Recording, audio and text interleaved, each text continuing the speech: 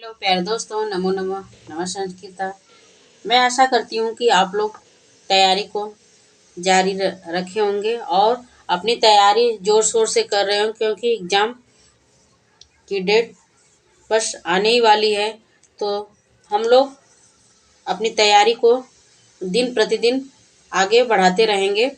तो हम इसमें केवीएस के सिलेबस में जो कक्षा 8 की पुस्तक रुचिरा है, रुचिरा भाग तीन मतलब कक्षा 8, और इसमें हम लोग 4 प्रश्न चौथा श्लोक तक कर चुके हैं। चौथा श्लोक देख पा रहे हैं आप लोग कि पिछली वीडियो में ही हुआ है, जिसको मैं पढ़ दे रही हूँ। पित्वा रसम तु कटुकम मधुरम समानम माधुर्य में जन्म में मधुर मच्चिकाशो संतः स्थैव सम सज्जन दुर्जनानाम श्रुत्वा वचः मधुर सुक्त रसम सृजयन्ति।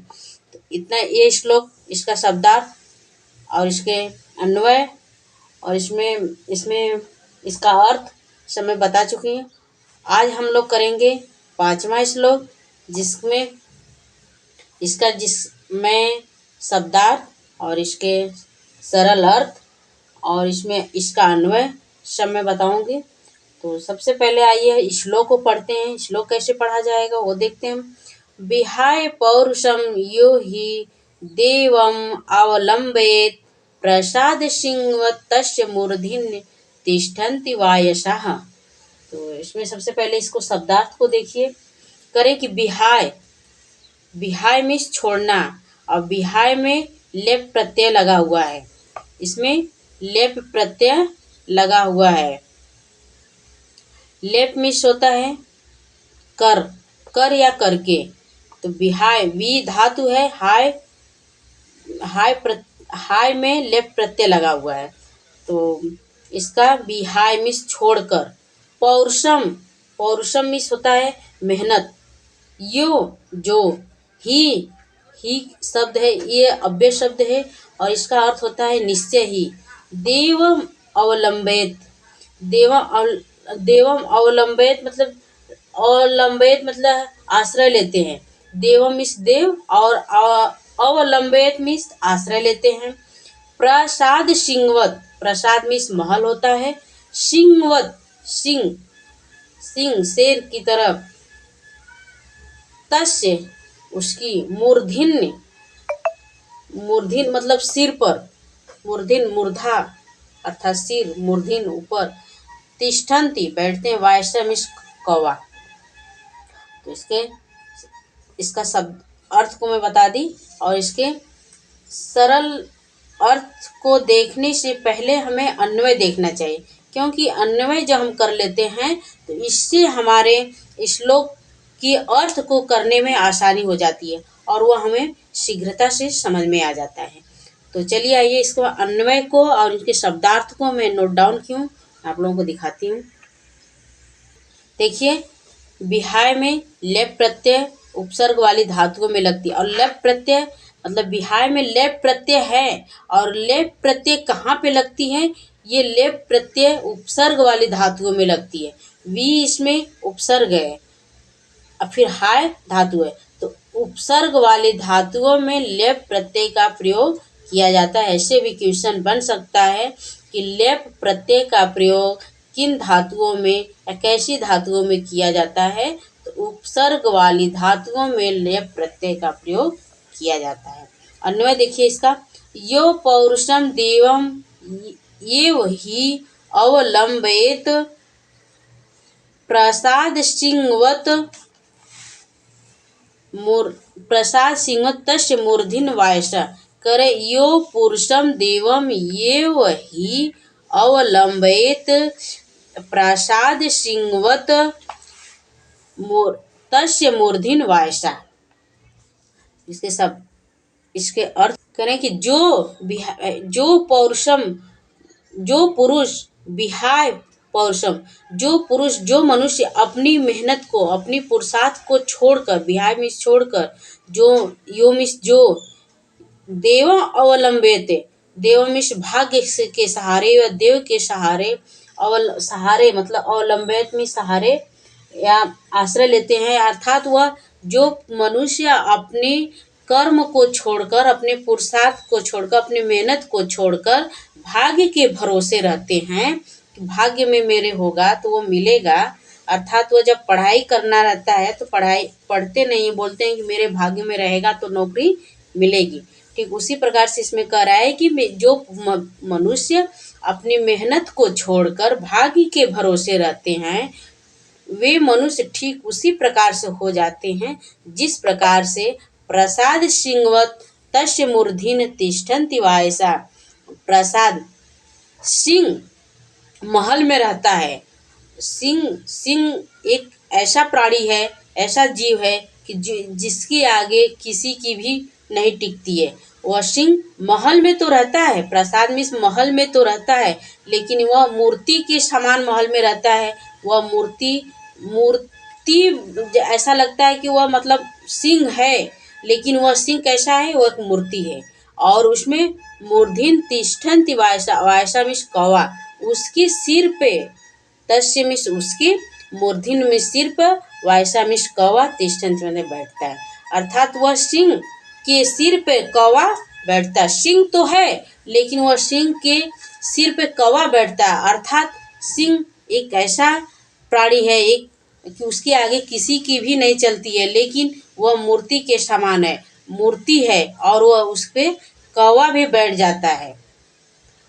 तो इसका अर्थ इसमें भी देख लीजिए, मैं नोट डाउन की उसको भी देख लीजिए कि जो पुरुषार्थ छोड़कर भाग्य के सहारे रहते हैं, महल में शेर के समान रहते तो भी उनके सिर पे कौवे बैठते हैं, अर्थात जो मनुष्य पुरुषार्थ को छोड़कर भाग्य के सहारे रहता है उनकी दशा वैसी हो जाती है जैसे शेर महल में तो रहते हैं लेकिन उनके सिर पे कौवा बैठते हैं। और इसमें मैं इनके शब्दार्थों को भी नोट डाउन किए जो कि मैं पहले ऊपर बता चुकी हूँ, लेकिन एक निगाह आप लोग भी कर देख लीजिए और इसको नोट डाउन करना चाहते हैं तो नोट डाउन करके रिवीजन कर सकते हैं आप लोग।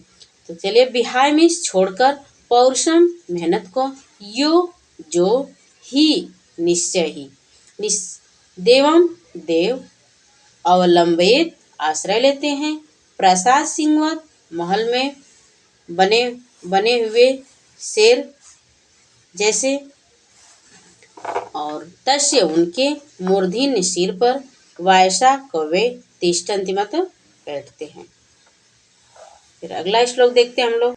अगला श्लोक है, पुष्प पत्र फल छाया मूल बलकल दारुभी धन्या महिरुहा येषां विमुख यान्ति नार्थिनः। कह रहे हैं कि पुष्प पत्र, पुष्प पत्र, फल, छाया उसकी जड़, मूल मिस जड़, बलकल और दारुभी मिस लकड़ी, धन्या मिस धन्य है, महिरुहा, महिरुहा यहाँ पे सागौन के पेड़ को कहा गया है। बस ऊंची ऊंची जो पेड़ होते हैं सफेदा के या सागौन के पेड़, उनको यहाँ पे महिरुहा मतलब सागौन के पेड़ से लिया गया है। ऐसा यहाँ पे विमुख, विमुख यान्ति अर्थिना, न अर्थिना, करें कि पहले इसके अन्वय को देख लेते हैं कि बृहत पुष्प पत्रम फलम छाया मूल वल्कल दारुभी धन्या महिरुहा, महिरुहा येषाम येषाम आर्थिनः विमुख न, ये आर्थिना हो जाएगा, इसमें आ निकलेगा तो आर्थिना, तो यहाँ पे न बचेगा, न याति यान्ति। इसके शब्दार्थ को देख लीजिए, पुष्प मिस पुष्प, पत्र मिस पत्र पत्ते, फल मिस फलम मिस फल, छाया मिस छाया, छाया मिस छाया, मूल मिस जड़, वलकल मिस छाल, दारुभी मिस लकड़ी, धन्या मिस धन्य है, महिरुहा मिस सागवान के पेड़, ये शाम मिस जिनके, ये शाम मिस जिनके, और आर्थिना मिस आर्थिन करना याचक मांगना, और विमुख मिस निराश, और याति मिश लौटते हैं और न मिश नहीं। करें कि पुष्प फल पुष्प पत्र पत्र मिश पत्ते से है। पुष्प पत्र फल छाया मूल मिश उनकी जड़ बलकल मिश छाल दारूभी मिश लकड़ी धन्या मिश धन्य है महिरूहा मिश यहाँ पे सागौन के पेड़ से लिया गया है। ऐसा माने जिनके विमुख मिश लौटते हैं विमुख मिश निराश होगा। यांति मिश लौटते हैं अर्थिना मिश ऐसा अर्थिना मिश याचक होगा। अर्थिना मिश याचक न मिश नहीं।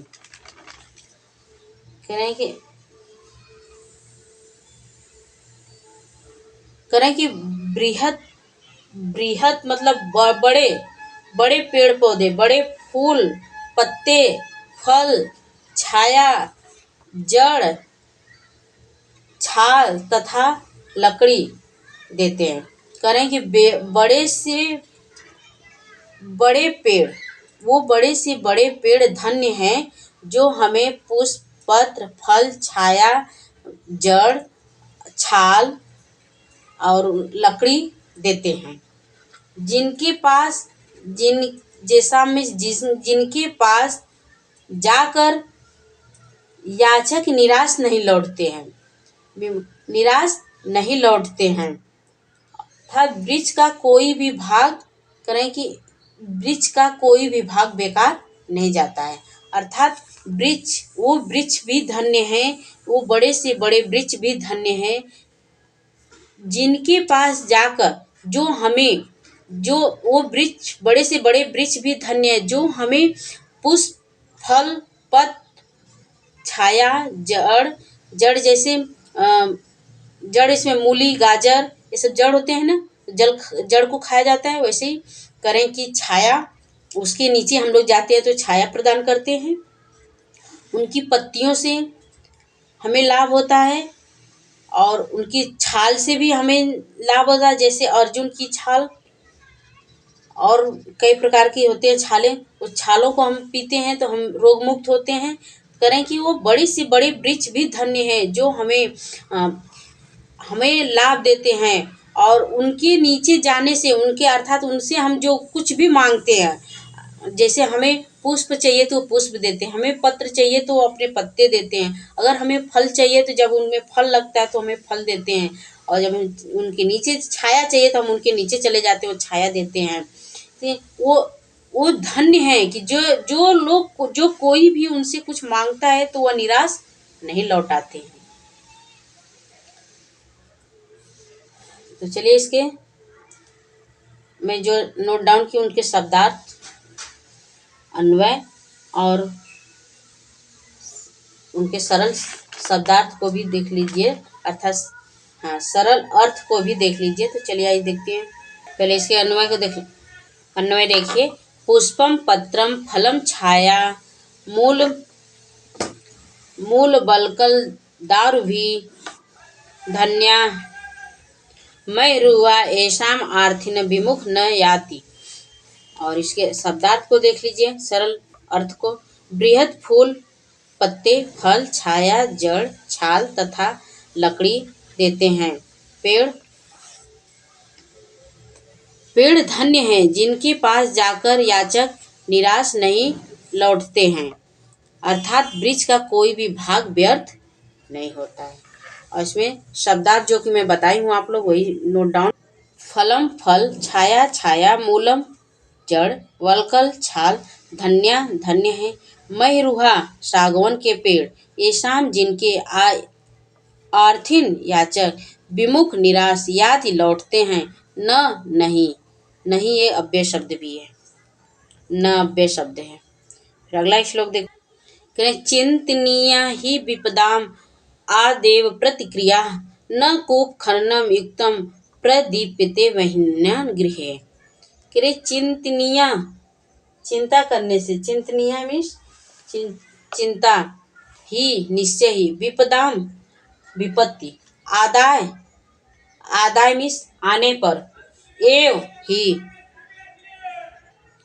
प्रतिक्रिया प्रतिक्रिया मीन्स समाधान, गृहे घर में, वहिन्य आग, प्रदीप्ते जल, प्रदीप्ते मीन्स लगने पर,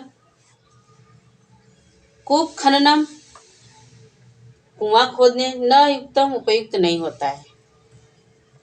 कह रहे हैं कि चिंतनीय ही विपदाम आदेव इव प्रतिक्रिया न कूप खननम युक्तम प्रदीप्ते वहिन्यम गृहे। कह रहे कि चिंता विपत्ति आने पर चिंता करने से विपत्ति दूर नहीं होती है, और घर में जब आग लग जाती है तो कुआं खोदने से आग नहीं बुझती है। करें विपदाम आदेव प्रतिक्रिया, विपत्ति के आने पर, विपदाम आदेव प्रतिक्रिया, विपत्ति के आने पर चिंता करने से विपत्ति दूर नहीं होती है। जिस प्रकार से घर में, जिस प्रकार से गृह मिश घर में, बहिन्या मिश आग लग जाने पे कुआं खोदने का कोई लाभ नहीं होता है। न युक्तम कूप खननम, करें कि जब आग घर में लग गई है तब हम कुआं खोदेंगे फिर आग को बुझाएंगे, तब तक घर जलकर राख हो जाएगा। इसलिए जब घर में आग लग जाए तब कुआं खोदना नहीं चाहिए। अर्थात जब विपत्ति आने वाली होती है, अर्थात जब विपत्ति के लिए हमें कुछ धन को संचय करना चाहिए, या उसकी पहले से ही हमें सजग रहना चाहिए। इसमें इसलिए कह रहा है कि जब घर में आग लग जाए तब कुआं खोदने से कोई फायदा नहीं होता है। और इसके शब्दार्थों को देख लीजिए। करें कि अन्वय विपदाम आदाय एवं चिंतनीय ही प्रतिक्रिया गृहे वहिन्याम प्रदीप्ते कूप खननम न युक्तम। और इसका शब्दार्थ विपदाम विपत्ति, आदाय आने पर, एवं ही चिंतनीय चिंता करके, प्रतिक्रिया समाधान, गृहे घर में, वहिन्याम आग, प्रदीप्ते लगने पर, कूप खननम कुआं न युक्तम उपयुक्त नहीं होता है। अर्थात जब घर विपत्ति आने पे फिर हम उसके बारे में सोचें, चिंता करें तो उसका कोई लाभ नहीं होता है। और घर में जब आग लग जाए इसके बाद कुआं खोद कर फिर आग को बुझाएंगे, तब तक घर जलकर राख हो जाएगा। अर्थात वह कुआं खोदने से भी कोई फायदा नहीं होता है। करें इसका विपत्ति आने पर चिंता करके चिंता दूर नहीं होती है। और जिस प्रकार घर में आग लग जाने से कुआं खोदने की कोई लाभ नहीं होता, कुआं खोदने पर कोई लाभ नहीं होता है। फिर मैं आशा करती हूँ कि मैं आज के लिए इतना ही, और मैं आशा करती हूँ कि आप लोगों को मेरे द्वारा छोटा सा प्रयास अच्छा लगा होगा। और अगर आपको समझ में आया होगा तो कमेंट करके ज़रूर बताइए, और अगर अच्छा लगे तो अपने दोस्तों को भी बताइए। जय हिंद दोस्तों, नमस्कार।